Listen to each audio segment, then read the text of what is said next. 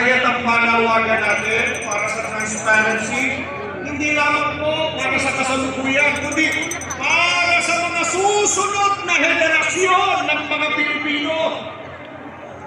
Gaano naman kasama kung payagan natin na matakpan ang katotohanan? Sa tuwing nananahimik po tayo sa pagtatakip sa katotohanan, nagiging kasabuan tayo sa kasamaan. Kapag payag tayo na mamayani ang pagtatakipan at ang kasinungalingan, ano po katumbas yan? Pinapayagan natin na patuloy na abusuhin ng mga kawakan ang ating bayan. Sino po tinatawagan natin ng pansin? Mga kawakan!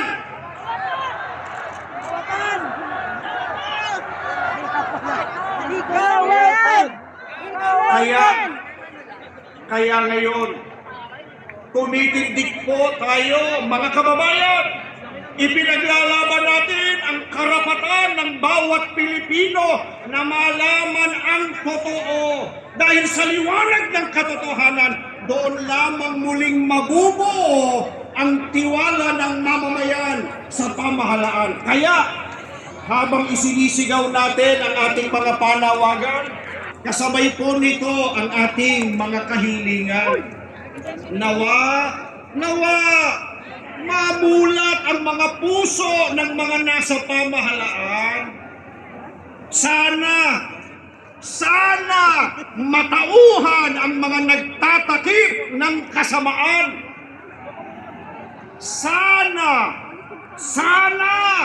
magising ang bawat Pilipino sa tungkulin magbantay at manindigan.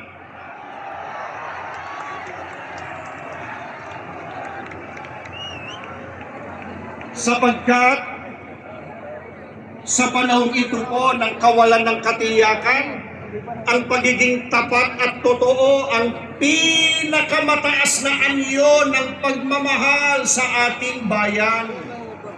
Mga kababayan, sa panawagan natin ito para sa transparency, hindi po natin nilalabanan ang mismong pamahalaan.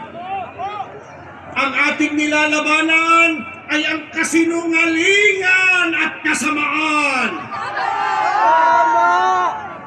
Hindi po natin layunin na pabagsakin ang gobyerno bilang institusyon, kundi ano po layunin natin?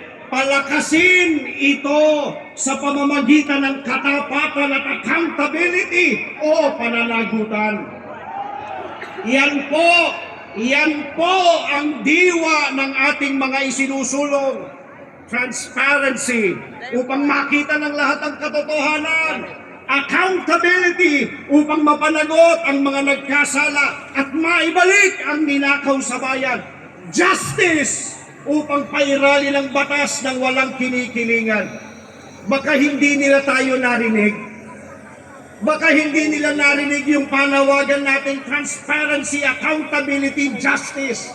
Baka dapat iparinig natin. Isa-isahin po natin sa kanila. Ano po yung una? Ano yung pangalawa?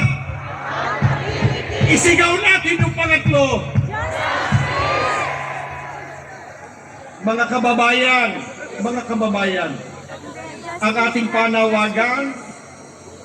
panawagan po para sa liwanag, sapagkat sa tuwing pinipili nating ilantad ang totoo, pinipili rin nating magbigay liwanag sa ating bansa. Huwag tayong matakot sa katotohanan, sapagkat ito po ang magpapalaya sa atin mula sa tanikala ng kasinungalingan at korupsyon. Kaya mga kababayan, ipahayag natin ang ating mga panawagan ng may pag-ibig sa ating bayan. Ipanawagan po natin ang transparency para sa hustisya, para sa pananagutan, para sa kapayapaan ng ating bansa. Maraming salamat po. Mabuhay ang Pilipinas! Mabuhay ang Pilipinas! Maraming salamat po. Mabuhay!